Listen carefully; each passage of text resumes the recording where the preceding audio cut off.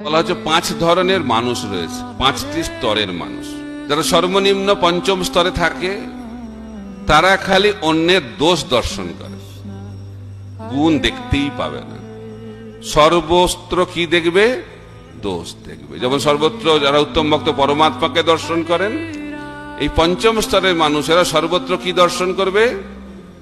দোষ দর্শন করবে। সবার মধ্যে দোষ, দোষ তো রয়েছেই, কিন্তু সমস্যা হচ্ছে সে সবার দোষটা দেখে, কিন্তু তার যে কত দোষ রয়েছে সেটা আর দেখতে পায় না। এটা হচ্ছে 5ম স্তরের যারা মানুষ।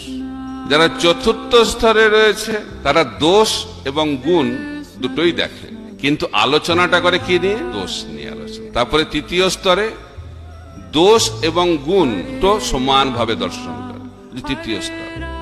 আর 2য় স্তরে দোষ এবং গুণ দুটোই দর্শন হয়, কিন্তু গুণ নিয়ে আলোচনা হয়। আর 1ম স্তর, সর্বশ্রেষ্ঠ স্তর হচ্ছে পরমহংস স্তর, যে স্তরে ভক্ত খালি গুণই দর্শন করে।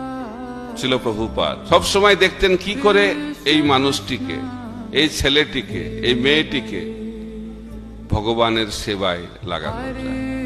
সেই কারণে তিনি হিপিদেরকে তুলে নিয়ে তাদেরকে বৈষ্ণবে পরিণত করলেন।